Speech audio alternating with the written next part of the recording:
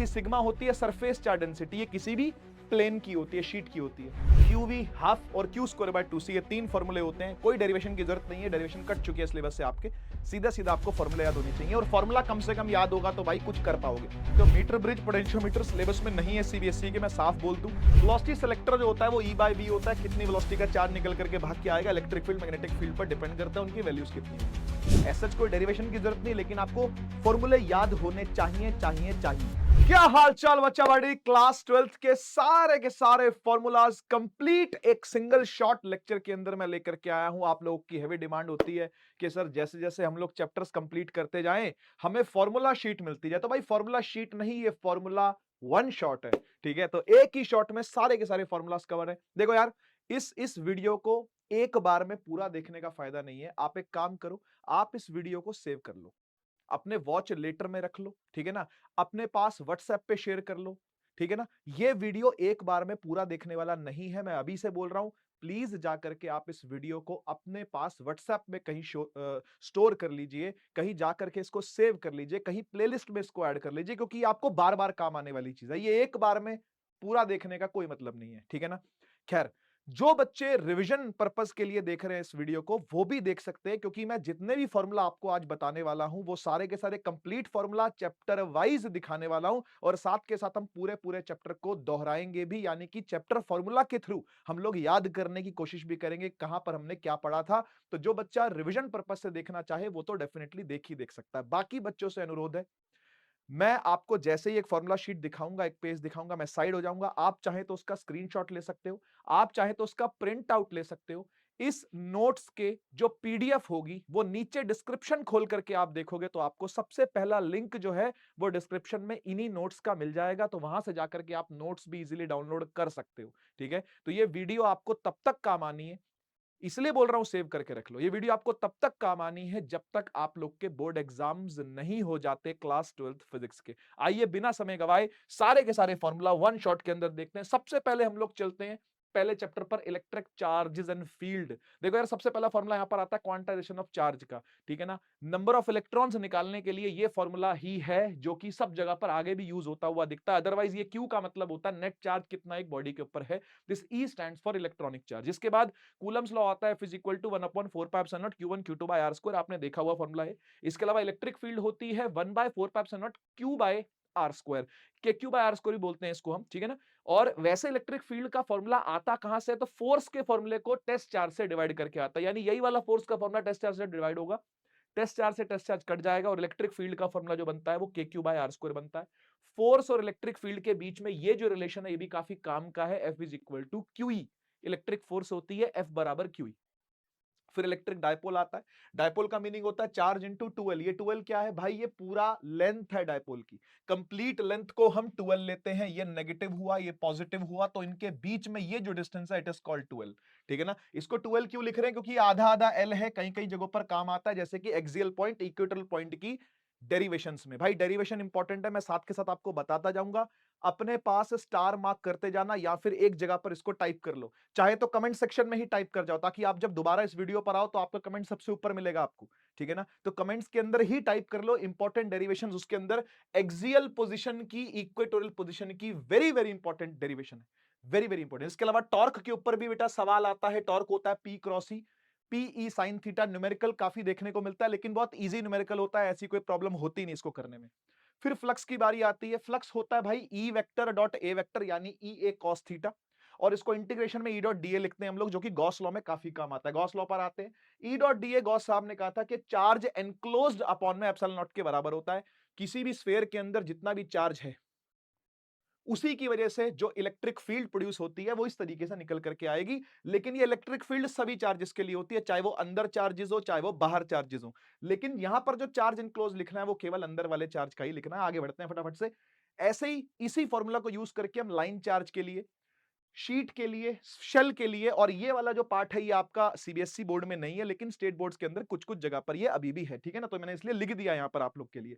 Otherwise infinite line charge जो होता है, काफी बड़ी जो लेंथ लेते हैं हम लोग वायर की, वायर लेते हैं जिसके ऊपर चार्ज होता है, उसकी lambda is the charge density, linear charge density बोलते हैं इसको लेमडा। ऐसी सिग्मा होती है सरफेस चार्ज डेंसिटी, ये किसी भी प्लेन की होती है, शीट की होती है।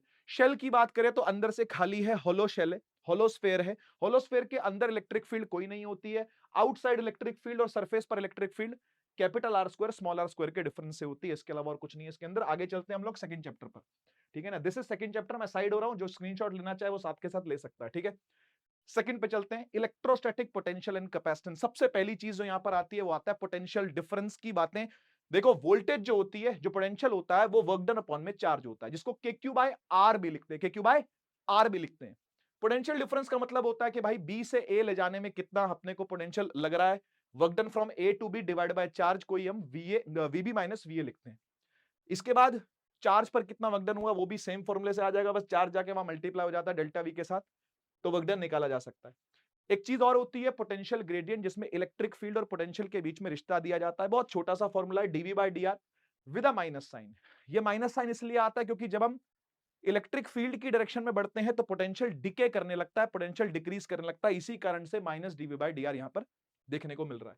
पोटेंशियल एनर्जी दो चार्जेस के बीच में जो होती है वो होती है के Q one Q two by R due to a dipole.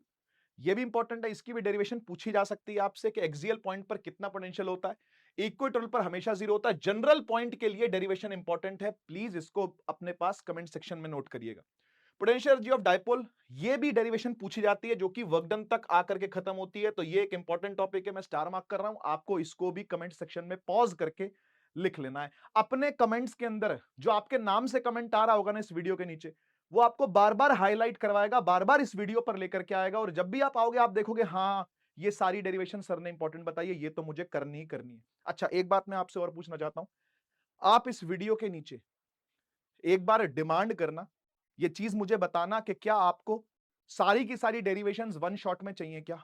Do you want a lecture on all derivations in one shot? अगर ऐसा चाहिए तो कमेंट सेक्शन में लिखना all derivations in one shot, ठीक है ना। एक बार मुझे लिख जाना, जितने ज्यादा कमेंट्स होंगे उसके हिसाब से अपन डिमांड के हिसाब से पिक कर लेंगे। अगर इसके अलावा कुछ और भी आपको चाहिए तो वो बता देना, ठीक है ना। तो सारी की सारी डेरिवेशन एक ही वीडियो में मैं ले आऊंगा, थोड़ा सा लंबा बनता है बेटा वो वीडियो, लेकिन कोई बात नहीं, आप लोग के लिए बना देंगे, चैनल पर अपलोड कर देंगे। आप लोग एक बार कमेंट सेक्शन में मुझे डिमांड बता दो क्या है, अगर इसके अलावा कुछ और भी डिमांड हो तो वो भी मुझे बता देना, जिसके भी कमेंट ज्यादा होंगे वो चीज पिक हो जाएगी, पहले वो वाली वीडियो अपलोड कर देंगे आप लोग के लिए, डोंट वरी, ठीक है। चलिए, कभी भी डायपोल को रोटेट करना हो तो उसमें वर्क डन कितना लगता है? पीई, पी क्या है डायपोल मोमेंट, ई क्या है electric field, cos theta one minus cos theta two. Initial angle से फाइनल एंगल लेकर के जाना होता है, ध्यान रखना, this is initial angle, this is final angle. आगे बढ़ते हैं, कैपेसिटेंस पर आते हैं, बड़ा ही मशहूर फॉर्मूला है, बार बार यूज होने वाला, बड़ा ही तगड़ा फॉर्मूला है। Q is equal to CV बोलते हैं, सी यहाँ पे कैपेसिटेंस, वी यहाँ पे वोल्टेज, Q यहाँ पे क्या होता है? चार्ज होता है। बढ़िया। स्फेरिकल कैपेसिटर के लिए कैपेसिटेंस जो होती है वो 4 पाई एप्सिलॉन नॉट आर होती है, ना ही चार्ज पे डिपेंड करेगी ना ही वोल्टेज पे डिपेंड करेगी। कैपेसिटेंस डिपेंड करती है शेप पर, साइज पर, कैसा है कैपेसिटर उस पर, ठीक है ना। पैरेलल प्लेट के लिए epsilon nought A by D होता है, ठीक। ऐसे ही पार्शियली फिल्ड कैपेसिटर जो होगा, अगेन एन इंपॉर्टेंट डेरिवेशन, इसको भी आप लोग अपने कमेंट सेक्शन में लिखेंगे। This is C is equal to epsilon nought A divide by D minus T plus T by K. Important derivation है, याद होनी चाहिए। फिर स्फेरिकल कैपेसिटर के लिए इतना ज्यादा इंपॉर्टेंट नहीं है, सिलिंड्रिकल के लिए भी इतना ज्यादा इंपॉर्टेंट नहीं है, सीबीएसई में कट चुका है। स्टेट बोर्ड्स के लिए मैंने फिर भी लिख दिया है, सभी ना देखें इसको, जो सीबीएसई वाले हैं वो टेंशन ना लें इसकी। सीरीज कॉम्बिनेशन में 1 डिवाइड बाय इस तरीके से फॉर्मूला निकल के आता है, पैरेलल में ऐसा निकल के आता है। एनर्जी स्टोर जो होती है वो half CV square, Q V half और क्यू स्क्वायर बाय 2c, ये तीन फॉर्मूले होते हैं। कोई डेरिवेशन की जरूरत नहीं है, डेरिवेशन कट चुकी है सिलेबस से आपके, सीधा सीधा आपको फॉर्मूला याद होने चाहिए, और फॉर्मूला कम से कम याद होगा तो भाई कुछ कर पाओगे, कुछ तो लिख पाओगे न्यूमेरिकल के अंदर, समझ रहे हो ना भाई। फॉर्मूला याद होना जरूरी है, और बार बार आप इस फॉर्मूला को देखोगे, फॉर्मूला शीट को देखोगे, और बाद में फिर इसको यूज भी करोगे, धीरे धीरे आप फेमिलियर होते जाओगे, ये फॉर्मूला आपको याद होते जाएंगे। अभी भी 1 महीने से ज्यादा आपके पास है, so don't worry, you can do it, you still can do it, बहुत कुछ हो सकता है अभी भी, ठीक है। एनर्जी डेंसिटी का फॉर्मूला ये होता है बेटा एनर्जी डिवाइड बाय वॉल्यूम, तो ये निकल करके आता है हाफ एप्सिलॉन नॉट ई की स्क्वायर। आगे बढ़ते हैं, ये है जी आपका third chapter, current electricity, side हो रहा हूं, स्क्रीनशॉट चाहे तो ले सकते हैं। सबसे पहले आता है इलेक्ट्रिक करंट, 10th क्लास का फॉर्मूला, चार्ज अपॉन में टाइम, या फिर चार्ज को एनी पुट कर दिया तो एनी अपॉन में टाइम, ठीक है। ड्रिफ्ट वेलोसिटी, ओम्स लॉ के फॉर्मूले दिए हुए हैं। ड्रिफ्ट वेलोसिटी क्या होती है भाई? जब इलेक्ट्रॉन घिसड़ घिसड़ के चलता है तो उसकी छोटी सी डेरिवेशन यहां पर होती है, इतनी इंपॉर्टेंट नहीं है, E by M into tau. Current की ये वाली डेरिवेशन इंपॉर्टेंट है बेटा, करके जाना, I is equal to N E A V D, ठीक है ना। Very very important derivation, note कर लो। R is equal to rho L by, इसका ये फॉर्मूला है, और रो जो होता है M divide by N E square tau, tau होता है रिलैक्सेशन टाइम यहां पर, ठीक है ना। करंट डेंसिटी पर आते हैं, एक वेक्टर क्वांटिटी होती है, कितना करंट पास हो रहा है पर यूनिट एरिया, इसकी बात यहां पर हो रही है। आई को अगर आपने एनईवीडी पुट कर दिया, ए से कट जाता है, एनईवीडी बचता है, और इसको सिग्मा इंटू ई बोलते हैं। यहां पे सिग्मा जो आता है बेटा वो आता है कंडक्टिविटी के लिए। कंडक्टिविटी रेसिप्रोकल होती है रेजिस्टिविटी की, ठीक है ना। सिग्मा रेसिप्रोकल ऑफ रो, और ऐसे ही कंडक्टेंस रेसिप्रोकल होती है रेजिस्टेंस के। उल्टे हैं ये दोनों आपस में। मोबिलिटी पर चलते हैं कि भाई चार्ज की चाल कितनी है, डिपेंड करता है मटेरियल कैसा है, कितनी इलेक्ट्रिक फील्ड निकाल करके लगा करके आपने कितनी ड्रिफ्ट वेलोसिटी निकाली हुई है, उस पर डिपेंड करता है। ई टाउ बाय एम इसका एक फॉर्मूला आता है। फिर टेम्परेचर का इफेक्ट क्या होता है रेजिस्टेंस पर और रेजिस्टिविटी पर। Simple formula RT is equal to R nought 1 plus alpha delta T, rho is equal to rho nought 1 plus alpha delta T. Alpha positive होता है कंडक्टर्स के लिए, आप जितना ज्यादा टेम्परेचर बढ़ाओगे रेजिस्टेंस उतनी ज्यादा बढ़ती जाएगी। किसमें है, सिर्फ और सिर्फ कंडक्टर में है। ये जो अल्फा है टेम्परेचर कोफिशिएंट बोलते हैं इसको, ये पॉजिटिव रहता है। आगे बढ़ते हैं। हीट जनरेटेड के फॉर्मूले क्लास 10 से पढ़ते आ रहे हो भाई आप, ये भी 10 से पढ़ते आ रहे हो। मैं सेल की कंडीशन पे आ जाता हूं। डिस्चार्जिंग सर्किट होता है या चार्जिंग सर्किट होता है। अगर डिस्चार्जिंग सर्किट है तो V is equal to E minus I R होगा। ई क्या है, ईएमएफ है। ईएमएफ में से आई आर माइनस हो जाएगा, और अगर चार्जिंग सर्किट है तो ई में आई आर जुड़ जाएगा। तो ये दो फॉर्मूले आते हैं इसके, ठीक है ना। और हाँ, अगर वोल्टेज जीरो है तो समझ जाओ शॉर्ट सर्किटिंग हुई है, ई जो है वो आई आर के बराबर आ जाएगा। और अगर करंट ही नहीं है तो फिर रेजिस्टेंस की बात ही नहीं आएगी, तो आई आर वाली चीज जो है वो जीरो हो जाएगी, वी के बराबर आ जाएगा, जो कि वैसे कभी नहीं होता आपको देखने को कभी नहीं मिलता। लेकिन हाँ, अगर डिस्कनेक्टेड स्टेट होती है तो पोटेंशियल डिफरेंस ईएमएफ के बराबर ही होता है। किरचॉफ के दो लॉ आते हैं, केसीएल एक केवीएल। यहां पे मैं आपको फॉर्मूला तो क्या ही बताऊं, बस इतना बताता हूं कि केसीएल डिपेंड करता है कंजर्वेशन ऑफ चार्ज पर, और केवीएल डिपेंड करता है कंजर्वेशन ऑफ एनर्जी पर। ये नोट कर लीजिएगा भाई, ठीक है। फिर series combination of cell, parallel combination of cell के कुछ फॉर्मूलाज हैं, फॉर्मूलों की डेरिवेशन।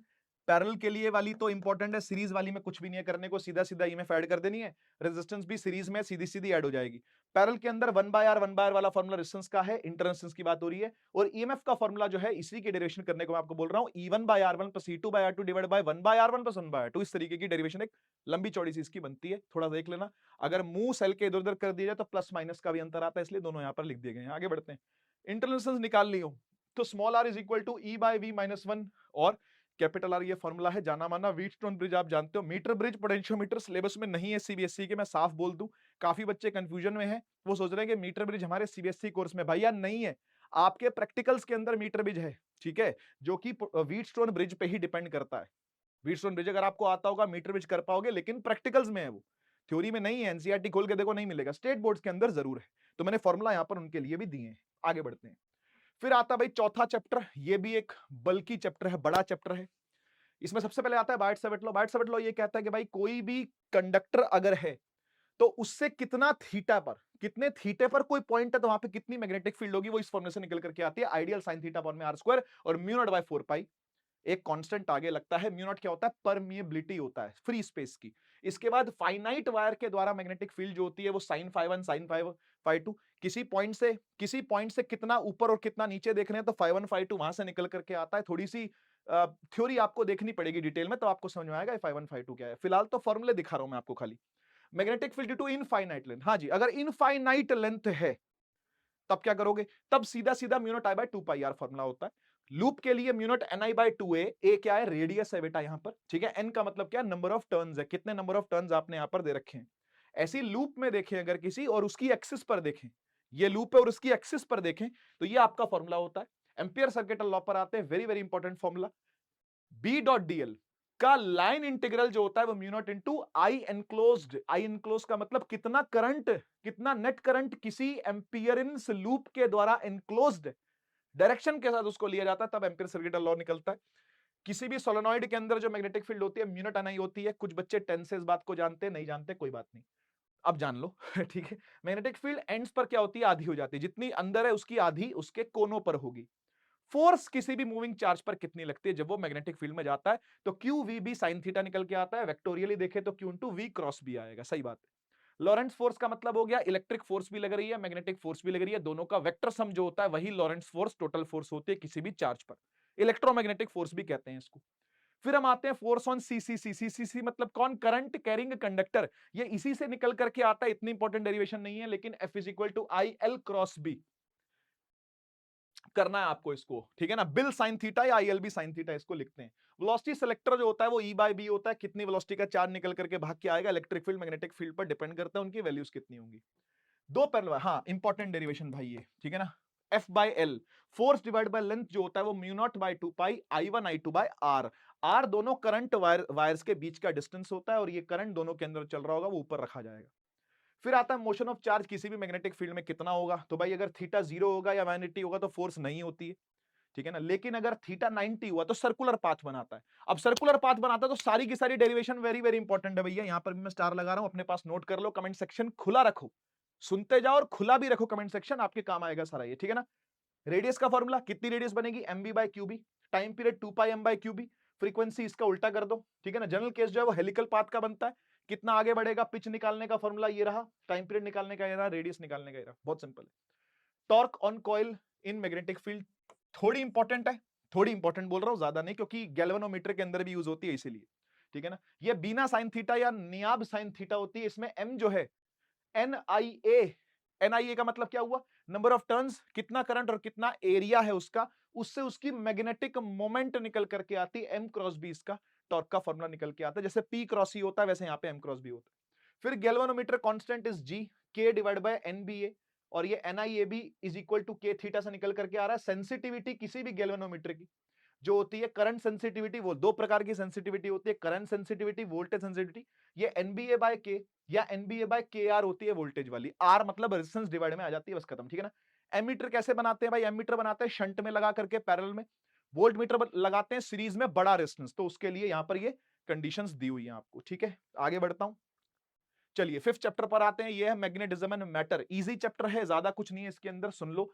डायपोल मोमेंट की बात है, m is equal to Q two L, वैसा ही के वैसा जैसे वहां पर क्या था, चार्ज इनटू सेपरेशन था, यहां डायपोल मोमेंट, चार्ज यहां पर जो लिया गया ये चार्ज नहीं है बेटा, this is not charge, this is magnetic pole strength, QM लिखते हैं इसको, ये चार्ज नहीं है, magnetic pole strength into distance है। इसी के लिए Coulomb's law same to same लगाया जा रहा है, यहां पर चार्ज नहीं बोलते, यहां पर पोल स्ट्रेंथ बोलते हैं। तो pole strength m1, pole strength m2 divide by r square, same वही फॉर्मूला है। मैग्नेटिक फील्ड क्या होगी, फोर्स डिवाइड बाय क्यूएम, वही है, force divide by magnetic pole strength, इससे मैग्नेटिक फील्ड निकल करके आ जाती है, ठीक है ना। अच्छा, एक ml by GL, magnetic length upon में ज्योमेट्रिकल लेंथ 5/6 होता है 0.84, इसको याद कर लेना, बस याद करने के लिए, कहीं न्यूमेरिकल में यूज नहीं होगा, लेकिन 1 मार्क में क्वेश्चन आ सकता है, एक बार देख लेना भाई इस चीज को, ठीक है। मैग्नेटिक डायपोल की जो फील्ड होती है, वेरी वेरी इंपॉर्टेंट, ये भी याद करनी है आपको, बिल्कुल सेम वैसी जैसे आपने इलेक्ट्रिक डायपोल में देखा था, सेम वैसे ही मैग्नेटिक डायपोल के अंदर है, एक्सियल पर भी इक्वेटोरियल पर भी, ठीक है ना। बस वो उसका दुगना होता है, यहां पर भी है, देखो 2 आया हुआ, यहां पे 2 नहीं है। गॉस लॉ लगता ही नहीं है मैग्नेटिक फील्ड के अंदर, इसलिए 0 के बराबर है, लेकिन आपको पता जरूर होना चाहिए, ठीक है ना। पोटेंशियल एनर्जी डायपोल की वही है, जैसे वहां पे पी डॉट ई थी माइनस में, यहाँ एम डॉट बी है माइनस में, same to same. Magnetic movement होती है एनआई, ये कहां से आई आपको पता होना चाहिए, डेरिवेशन है ये भी एक छोटी सी, फटाफट आगे बढ़ते हैं। हाँ जी, ये 1 मार्क की डेफिनेशंस है, ये 1 मार्क के डेफिनेशंस प्लीज थ्योरी में से देख के जाइएगा कैसी है, कहां पर है, आपको चाहिए हो अगर तो मैं आपको दे जाऊंगा, ठीक है ना। आप डिमांड रखो कमेंट सेक्शन के अंदर, मैं आपके लिए वीडियो बनाने को तैयार हूं, ठीक है। तो परमिएबिलिटी आता है इसके अंदर, मैग्नेटाइजिंग फील्ड आता है, इंटेंसिटी ऑफ मैग्नेटाइजेशन आता है, मैग्नेटिक ससेप्टिबिलिटी रिलेटेड, ये सारे फॉर्मूले इंपॉर्टेंट भी हैं, साथ के साथ 1 मार्क के अंदर इनके सवाल देखने को मिलते हैं, ठीक है ना। फिर डायमैग्नेटिक पैरामैग्नेटिक की यहाँ पर कुछ कंडीशंस दी हुई हैं। Curies law is very important, बच्चा करके नहीं जाता, करके जाना है आपको, ठीक है ना। Curie's law inversely proportional to temperature रहता है, ठीक है, ध्यान रखिएगा। आगे बढ़ते हैं हम लोग, आते हैं हम लोग अगले चैप्टर पर, चैप्टर का नाम है EMI। आओ सबसे पहले मैग्नेटिक फ्लक्स पर आते हैं, जैसे इलेक्ट्रिक फ्लक्स होता है वैसे ही मैग्नेटिक फ्लक्स भी होता है भाई, वो ई डॉट ए था या बी डॉट ए, देख सकते हो आप बी डॉट ए, ठीक है। फैराडे साहब ने कहा था कि भाई जो इंड्यूस्ड ईएमएफ होगी वो फ्लक्स के रेट ऑफ चेंज पर डिपेंड करती है, तो D phi by D T N से मल्टी, एन का मतलब नंबर ऑफ टर्न्स की बात हो रही है, सिंपल बात है। इंड्यूस करंट भी निकाल लेंगे, इंड्यूस चार्ज भी सिमिलरली निकाल लिया जाएगा, टाइम से मल्टीप्लाई करके करंट को। फिर आती है मोशनल ईएमएफ की बात, कभी भी कोई रॉड, कोई वायर फील्ड में चलवाई जाएगी तो उसके अंदर ईएमएफ जो आएगी वो बीवीएल आएगी। बी क्या है, बी है मैग्नेटिक फील्ड, वी क्या है वेलोसिटी, एल क्या है लेंथ, ठीक है ना, इंपॉर्टेंट है ये भी। इसके अलावा ऐसे ही करंट आता है, करंट तो आ ही जाएगा, जब वोल्टेज आ गई तो करंट भी आ जाएगा। फोर्स भी निकाल सकते हो, पावर भी निकाल सकते हो, सारे फॉर्मूले एक साथ ही पढ़े जाते हैं, ये कोई अलग अलग फॉर्मूले नहीं है, ठीक है। फिर रोटेटिंग रॉड, इसकी एक डेरिवेशन है छोटी सी, देख लीजिएगा, ठीक है। सेल्फ इंडक्शन का formula N phi is equal to L I, L क्या होता है भाई, कोफिशिएंट ऑफ सेल्फ इंडक्शन या फिर सेल्फ इंडक्टेंस बोलते हैं इसको, ठीक है ना। और ये एल का जो फॉर्मूला होता है वो mu not an square A by L, ठीक है ना। थोड़ा सा इंपॉर्टेंट है, इसको भी करके जाना है आपने, सिमिलरली ये वाला भी करके जाना है। ये म्यूचुअल इंडक्शन का है, जब एक कॉइल के अंदर करंट चेंज करके दूसरे कॉइल के अंदर चेंज देखा जाता है, फ्लक्स देखा जाता है, उसमें भी करंट आने लगता है, उसकी बात यहां पर हो रही है। फिर कपलिंग वगैरह और ये सीरीज और पैरेलल इतना इंपॉर्टेंट नहीं है वैसे भी, मतलब स्टेट बोर्ड्स वगैरह में होता है, पहले कभी हुआ करता था इसलिए मैं लिख करके ले आया, अदरवाइज आपको पूरा लिखने की भी जरूरत नहीं है, इतना काफी है। चलते हैं भाई एक very very very very very formula rich chapter पर जिसका नाम है एसी। भाई इसके फॉर्मूला याद होंगे तो क्वेश्चन ऐसे निकलते हैं, इसके क्वेश्चन मुश्किल नहीं होते हैं। हाँ, चैप्टर समझने में मुश्किल लगता है क्योंकि एसएचएम और वेव्स नहीं आता होता बच्चे को 11th क्लास का, लेकिन उसके बावजूद भी अगर फॉर्मूला याद है तो डायरेक्ट क्वेश्चन आपका सॉल्व हो सकता है। Putting the value, finding the answer, और कुछ नहीं होता इसके अंदर, ठीक है ना। आइए एसी को देखते हैं। एसी में आपको ऑल्टरनेटिंग वोल्टेज, ऑल्टरनेटिंग करंट दोनों समझने हैं भाई, ठीक है ना। तो V equal to V naught sine omega t, ये ऑल्टरनेटिंग वोल्टेज हो गई। I equal to sine omega t, ये क्या है, ऑल्टरनेटिंग करंट हो गया। मीन वैल्यू एसी की जो होती है फुल साइकिल के लिए हमेशा 0 होती है, हाफ साइकिल के लिए 0.63 आई नॉट, बहुत सिंपल है, ठीक है ना। आई नॉट क्या है, पीक वैल्यू। ऐसी आरएमएस वैल्यू आती है 0.707 आई नॉट, आई नॉट क्या अगेन पीक वैल्यू, और आई आरएमएस निकल कर क्या आ रहा है, आई नॉट बाय रूट 2, इस तरीके से आता है, ठीक है ना। प्योरली रेजिस्टिव सर्किट के अंदर क्या होता है समझो, इंपीडेंस आर के बराबर होती है। इसमें वोल्टेज और करंट में कोई लैग नहीं होता, there is no lag between voltage current, दोनों सेम फेज में रहते हैं। पर इंडक्टिव सर्किट में क्या होता है, इंडक्टिव सर्किट में करंट पिछड़ जाता है, वोल्टेज तेज चलती है, ठीक है ना। तो यहां पर एक्सएल लिखा जाता है, इसको बोलते हैं inductive reactance which is omega L. ऐसी कैपेसिटिव सर्किट के अंदर करंट तेज भागेगा, करंट तेज भागेगा, वोल्टेज उसके मुकाबले पाई बाय 2 से लैग करती रहती है, और यहां पे एक्सी जो आता है वो 1 बाय ओमेगा सी आता है। एक्सी क्या है, कैपेसिटिव रिएक्टेंस बोलते हैं इसको, रेजिस्टेंस जैसी ही होती है ये एसी में, रेजिस्टेंस कैपेसिटर जो शो करेगा उसको एक्सी बोलते हैं। सीरीज एलसीआर के अंदर भी वैसे सेम सिमिलर फॉर्मूले हैं, इंपॉर्टेंट फॉर्मूले, लेकिन क्योंकि series LCR is very very important, ऐसा कोई डेरिवेशन की जरूरत नहीं, लेकिन आपको फॉर्मूले याद होने चाहिए चाहिए चाहिए, ठीक है। V is equal to V naught sine omega t, I is equal to sine omega t minus five, कुछ भी फेज डिफरेंस ले लिया तो वो इजिली tan फाइव से निकल करके आ सकता है। Z क्या है भाई, इंपीडेंस है, जिसमें R भी है, L भी है, C भी है। L अगर बड़ा होगा तो XL माइनस XC लिखा जाएगा, और C की तरफ अगर कैपेसिटिव सर्किट होगा, कैपेसिटिव की तरफ सर्किट होगा तो XC माइनस XL लिखा जाएगा। ध्यान रखना, ऐसी VL माइनस VC या VC माइनस VL आगे पीछे भी हो सकता है, ठीक है ना। डिपेंड करता है किसकी वोल्टेज ज्यादा है, कौन हावी हो रहा है ज्यादा। रेजोनेंस की कंडीशन पर आते हैं, अनदर इंपॉर्टेंट क्वेश्चन इस पर बन सकता है, ठीक है ना। एक्सएल एक्सी के बराबर होता है और ओमेगा एल ओमेगा सी के बराबर, इसमें से जो ये फ्रीक्वेंसी होती है वो निकालनी इंपॉर्टेंट है, 1/2 पाई अंडर रूट एलसी, ठीक है। तो कभी भी रेजोनेंट फ्रीक्वेंसी के सामने आएगा तो पीक करंट पहुंच जाता है, एकदम करंट जो है वो शूट मारेगा। इसलिए क्वालिटी फैक्टर डेरिवेशन इंपॉर्टेंट नहीं है, बस आप ये फॉर्मूला याद रखना, ये वाला वो भी 1/r under root L by C, सारा कुछ लिखने की जरूरत नहीं है। अदरवाइज तो ये होता है resonating frequency divide by bandwidth, इतना नहीं जानना आपको, बस ये फॉर्मूला याद रखना, ठीक है ना।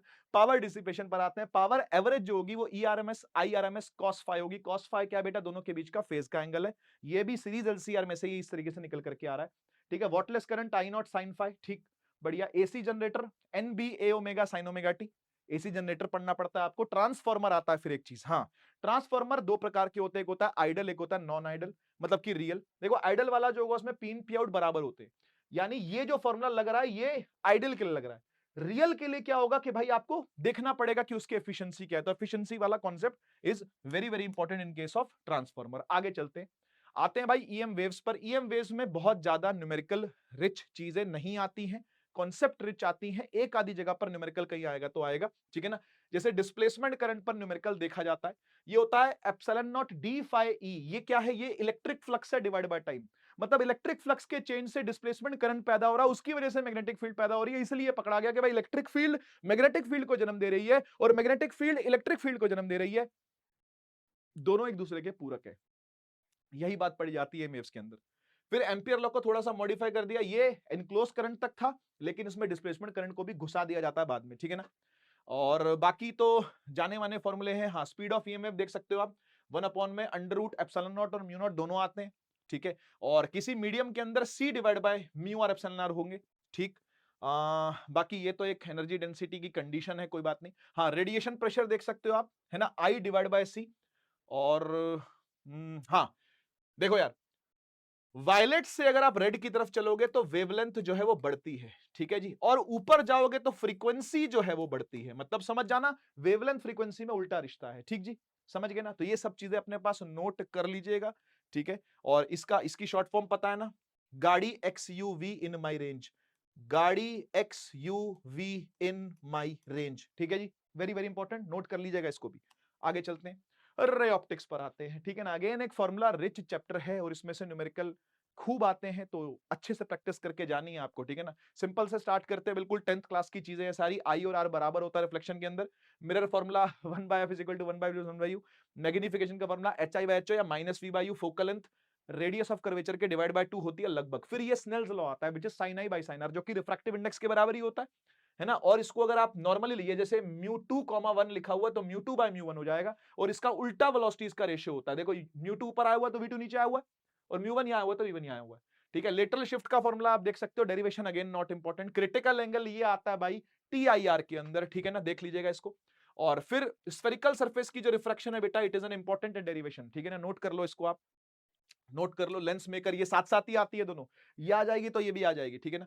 फिर thin lens formula, thin lens formula की भी डेरिवेशन बेटा इंपॉर्टेंट है। लेंस फॉर्मूला है भाई, है ना, उसकी भी डेरिवेशन इंपॉर्टेंट है, डेरिवेशन आपको करके जानी है इसकी भी, ठीक है। 1/f = 1/v - 1/u। पावर का फॉर्मूला 1/f दे रखा है, मीटर में होनी चाहिए फोकल लेंथ, सेंटीमीटर में होगी तो 100/f लेकर के आप कर सकते हो।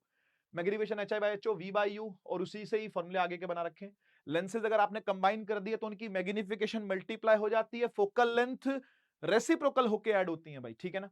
रिफ्रैक्शन थ्रू प्रिज्म की बात आती है, ये भी एक इंपॉर्टेंट डेरिवेशन है भाई, प्रिज्म वाली करके जानी है आपको, ये छोड़नी नहीं है, ठीक है ना। मैग्नीफाइंग पावर उसी से β/α निकल करके आता है, ठीक है ना। उसी से simple microscope, compound microscope, telescope के फॉर्मूले निकाले गए हैं, सभी के लिए इंपॉर्टेंट है, कोई भी एक्सेप्शन नहीं है इसके अंदर, ठीक है। वेव ऑप्टिक्स पर आते हैं, घबराने की जरूरत नहीं है, इजी फॉर्मूले होते हैं, फॉर्मूले याद होंगे, कर पाओगे आप इसको, ठीक है। सबसे पहले इंटरफेरेंस ऑफ लाइट पर आते हैं, ये बिल्कुल वेक्टर की तरह एम्पलीट्यूड जैसे ऐड होता है ना, वैसे ही ऐड हो रहा है, इनके बीच में फेज का डिफरेंस फाई लिखा जा रहा है। इंटेंसिटी भी ऐसे ही है, a² i के बराबर होता है तो a² को I सबसे रिप्लेस कर दिया। सारे अगर सेम होंगे तो 4I0 cos² 5/2 आएगा, ठीक है ना। ऐसी फेज डिफरेंस और पाथ डिफरेंस के बीच का फॉर्मूला, पाथ डिफरेंस को डेल्टा p लिखा गया बेटा, ठीक है। कंस्ट्रक्टिव इंटरफेरेंस, डिस्ट्रक्टिव इंटरफेरेंस के फॉर्मूले 11th क्लास वाले ही हैं, सेम टू सेम, आप देख सकते हो अभी भी वैसे के वैसे ही हैं। इंटेंसिटी का रेशियो निकाला जा सकता है a1 + a2 divide by a1 - a2 का होल स्क्वायर, ठीक है। और इसका स्लिट विड्थ के साथ भी एक रिलेशन होता है, नॉट वेरी इंपॉर्टेंट लेकिन फिर भी कर जाना। अच्छा, अब आती है YDSC की बातें। ब्राइट फ्रिंज की पोजीशन ND λ/d, ठीक है ना। ऐसी डार्क फ्रिंज की 2n - 1 d λ/2d। ऐसी फ्रिंज विड्थ बीटा से डिनोट होती है, λd/d आता है ना। और ये क्या है, angular fringe width simple λ/d, ठीक है ना।